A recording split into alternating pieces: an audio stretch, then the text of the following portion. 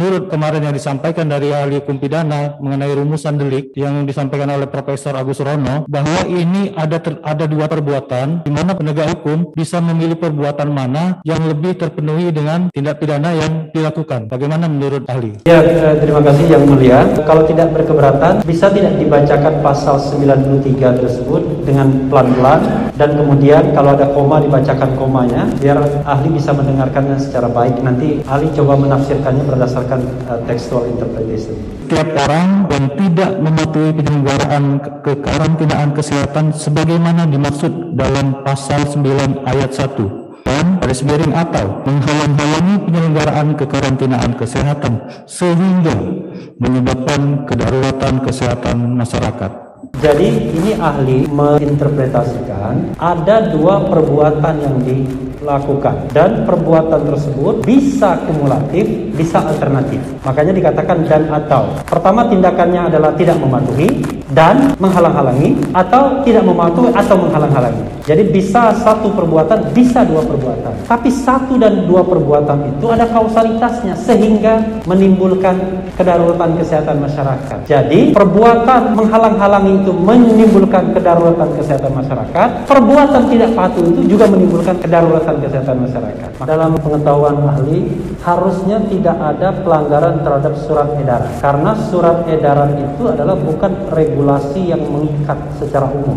Pelanggaran terhadap undang-undang bisa saja ada. Pelanggaran terhadap peraturan bisa saja ada. Tapi ahli dengan keilmuan mengatakan harusnya tidak ada pelanggaran terhadap surat edaran. Kalaupun misalnya ada pelanggaran terhadap surat edaran, maka itu bisa dianggap sebagai pelanggaran disiplin saja terhadap bawahan misalnya yang dikenakan surat edaran tersebut. Jadi saya katakan tadi surat edaran itu harusnya hanya mengikat internal ke dalam. Misalnya atasan memberikan edaran kepada anak buahnya, tolong patuhi prokes dan lain sebagainya. Tiba-tiba tidak mematuhi prokes, maka bisa dikatakan itu pelanggaran terhadap disiplin, yaitu menaati perintah. Tapi kalau dia dikatakan mengikat umum, saya tidak setuju. Dan bahkan saya juga heran kepada pejabat-pejabat di Republik ini. Kenapa doyan sekali bikin surat edaran? Nggak paham apa surat edaran itu bukan regulasi yang mengikat.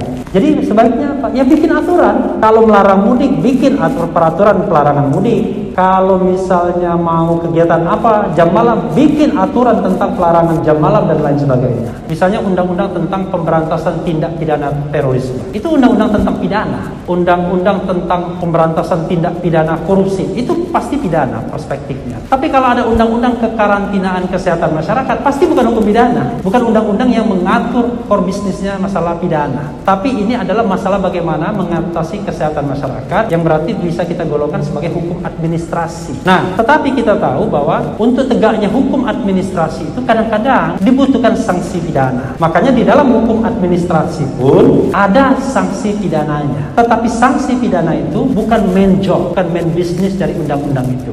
Undang-undang itu bertujuan untuk bagaimana mengatasi penyakit pandemi, kesehatan masyarakat, bukan ditujukan untuk menghukum masyarakat yang melanggar pandemi. Beda sama pemberantasan korupsi, memang dimaksudkan untuk menghukum orang yang melakukan tindak pidana korupsi atau terorisme. Jelas bedanya. Tadi ahli menerangkan bahwa di dalam kitab undang-undang pidana ada pembedaan tentang kejahatan dan pelanggaran. Jika demikian, kita ketahui bersama di dalam kitab undang-undang pidana adalah terdiri dari 3 buku.